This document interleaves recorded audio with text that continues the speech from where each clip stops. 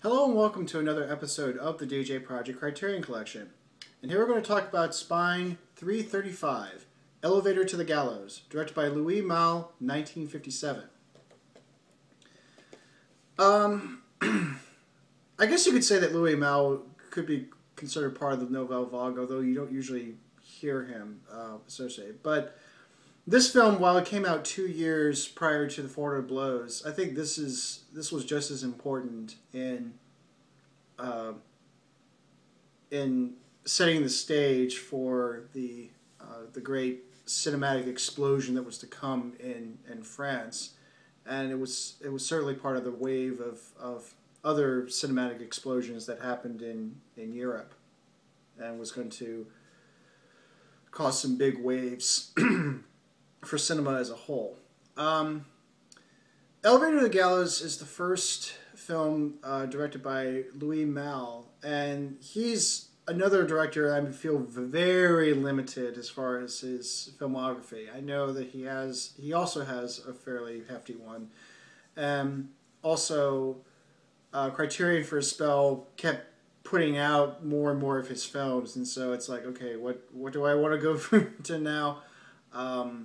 So it's going to be very, very limited in that, or at least kind of me being able to talk about it in a larger context. But the film itself, it's the main story is a pair of criminal lovers who decide to pull off this brilliant scheme, and then it starts to and then one mistake leads to another, and it starts to unravel.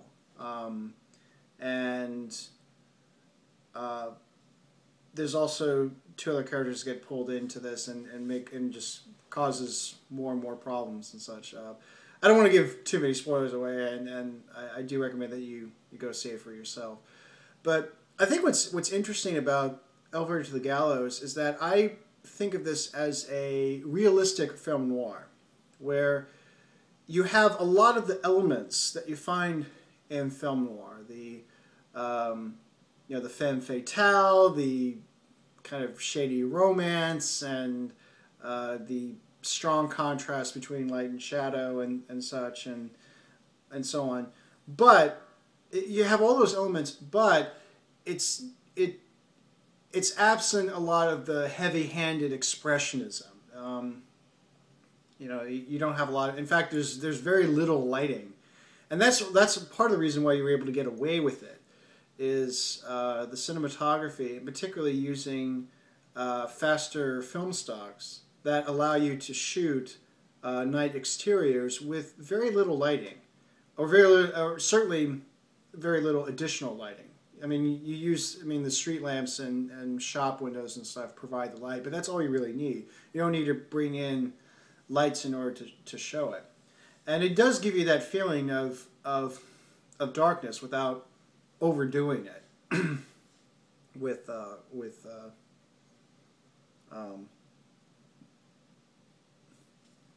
artificial or lighting. Another way that you can get away with it is this is a story where the emphasis is on the face, and particularly of Florence, the femme fatale. And what ends up and also this is why this is called Elevator to the Gallows, is a lot of what screws up the plan is that Julian gets trapped in the office building's elevator, and the office gets shut down for the weekend, so he can no longer use the elevator, so he's stuck in this thing. And Florence has no idea at all where he is, and because another couple stole his car, his car was running outside with the key still in the ignition, and they decided to take it for a joyride, and this leads into their own difficulties. But somehow she finds out about it, and she's under the assumption that Julian ran off with somebody else, and so she's quite upset by all of this. So a lot of the drama is played out in her face, and Florence is played by Jeanne Moreau, who had done films prior to this, but this was the film that really really made her into something else. And a lot of it is that there was no makeup. Prior to that, because she had a very distinct face, a lot of makeup was employed to, make her still make her look presentable. But here, the makeup was all done away with, and the emphasis was on her face, and there is a beauty and charm to it, and it makes the audience fall in love with her, and it certainly made Louis Malle fall in love with her. Yes, they were a couple for a spell. And I think that also adds to it. And the other element, and actually this was the reason why I really wanted to get into this, is that this was the first soundtrack that Miles Davis did. And it's and actually Florence's theme is this very mournful, I think it hovers around D minor, but it's this kind of sort of sad, lonely, trumpet cry. And yeah, it's kind of sort of cliche, or maybe more cliche now, but it's definitely effective. And again, what's interesting is that the music I think there's only about 20 or 24 minutes of music that's used in the film, but it's used in these really, really effective ways. A lot of times it's more the story and the scene that plays it out. So it's an effective use of music. I guess now going into a little bit more general rant, I know that people have very strong opinions about the use of music, and sometimes the criticisms made against using music in films is that sometimes it makes it seem more heavy-handed, and that it's manipulating the audience. Well, first off, all films are manipulations. All films manipulate the audience. The question is always, how do you want to be manipulated, and in what way? So don't ever think that a film cannot manipulate you, because that's bullshit. But at any rate, so I do believe that music can be used effectively, and when it's done right, it makes everything work. It certainly makes the music memorable, but it also makes the film very memorable. It leaves an impression because it works for the benefit of the story. It works for the benefit for the film. It provides a parallel. I always find that music in a film should provide a parallel to the story, whether it be in the narrative or, more often than not, it's in the emotion. It can also provide a bridge between the viewer and the image. So, and it doesn't need to be wall-to-wall music. It's these little pockets where the music shows up, and it's done really, really well. And it also showcases what makes Miles Davis so legendary, so brilliant. The thing I always liked about Miles Davis, and I have to say that I haven't listened to everything that Miles Davis does because his discography is quite large. But I've heard key albums. Like I've heard The Birth of the Cool. I've heard